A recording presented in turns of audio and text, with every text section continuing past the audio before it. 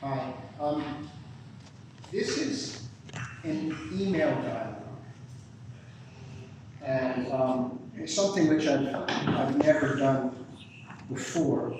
I mean, I've certainly conversed with people through email, but never in a kind of determined way to try and make a piece of writing out of it. And I should just maybe say a word about the circumstances for it. There was an exhibition at the Cooper Gallery at the University of Dundee, which is where I'm from, that was exhibiting the work of Paul Noble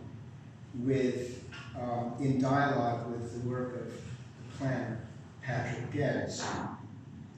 And the conceit of that was that a huge chunk of Paul Noble's work is this very detailed, anal, actually, suite of drawings of an imaginary town that he has called Nobson Newtown, Nob from the name Noble. And I was sort of, because Patrick Geddes, I guess, has been dead for 100 years, Sophia Howe, the curator, had this idea of putting Noble together with Geddes, drafted me in as a kind of accessory or substitute for Patrick Geddes. And so I'm in this, and she asked us, why don't you spend the summer in an email dialogue with Paul Noble and the lead up to his and Geddes's exhibitions. So it was kind of blind date. It was like that blind date thing in the garden. We never met until the end. In fact, the dialogue effectively ends when we meet.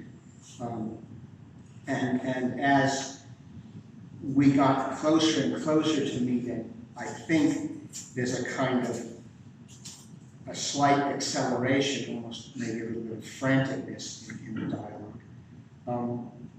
And I guess the other thing about it is that it's not really about anything. I mean, a lot of essays, at least the ones that I know, they tend to be about something. There's an idea that gets explored, and the essay is more or less done when the author has kind of exhausted himself with that idea. And this is simply not like that. I mean, it doesn't, I don't really think it has a shape, or actually it does have a shape. It's a little bit like a snake that swallows a pig. And so that it goes, it's very long and narrow, and then it gets, the pig is in here, slowly inching down, and it tapers off, and this pig is sort of moving through this thing. It sort of begins, and then there's some juicy bits, and then it tapers off again, and there's no real completion. So I'm just going to read, I mean, I guess what I'm trying to say is I don't really know what to make of it. I don't. I mean, and I'm just going to read a little bit, which I hope I can find it here. It's we talk about his work on Nobson Newtown, and we talk a little bit about the work of Patrick Geddes. And then sort of somewhere in the middle of it, Paul interrupts by saying, actually, my father's died. So we talk a bit about father's dying, and I think that's the bit about it. Okay. But as I said, there's no kind of denouement or anything. So anyway, he said, and actually, the thing about this, if this has any form at all, I think it's simply the form of back and forth between You know, it's certainly not the form of the ideas. Anyway, he says, the traveling I've been doing is to visit my dad, who's been very ill for some time and is now in a hospice. I'm letting a lot of things slip at the moment, and I can't really concentrate. I'm not sure what Sophia, that's Sophia Howe, the curator, is after. The only small place, oh, I forgot to say, it's called, what is it called? The Politics of Small Places. The only small place I can imagine is the one at the end of Gerrit Achterberg's poem, Ballad of a Gas Fitter.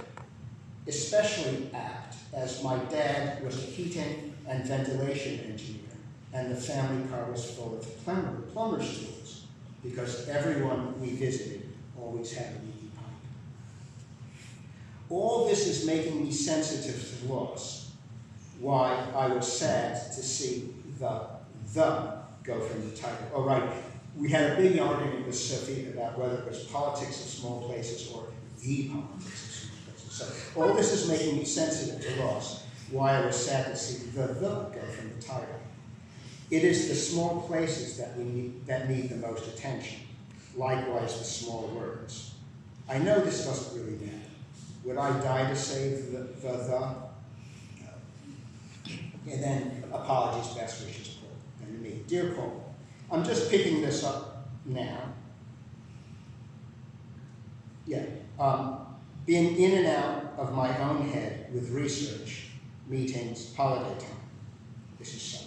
Just finished a paper for a conference in Rome, which kept me busy. I'll be going to one again. I'm so sorry to hear about your dad, the gas fitter.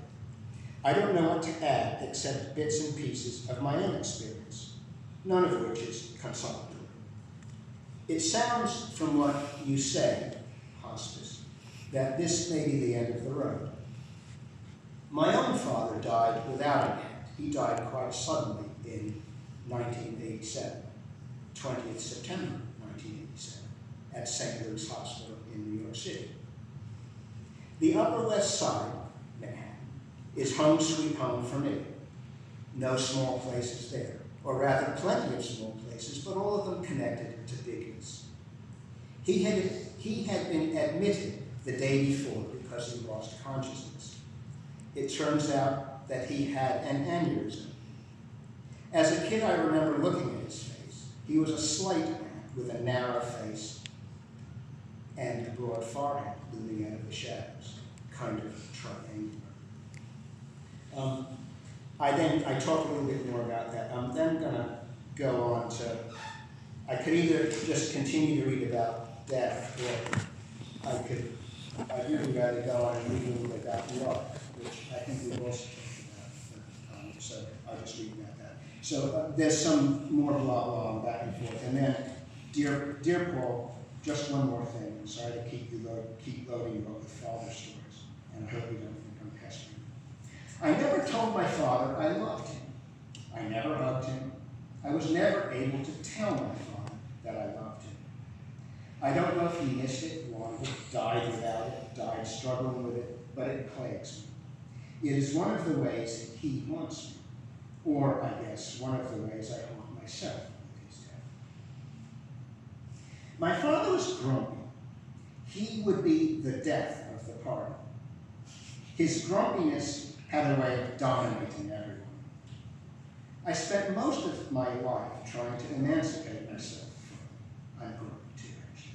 As I said, he died suddenly in New York, and I was in St. Louis at the time. The closest I got was once when he was in the hospital a year earlier, telling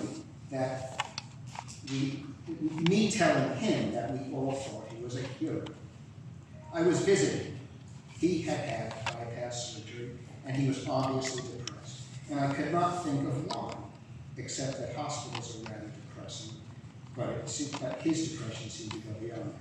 And suddenly it occurred to me that he thought he was a failure, like only a failure would wind up in a hospital with heart surgery. Probably because he was Danish and rode his bicycle everywhere, and hence everyone regarded him as fit.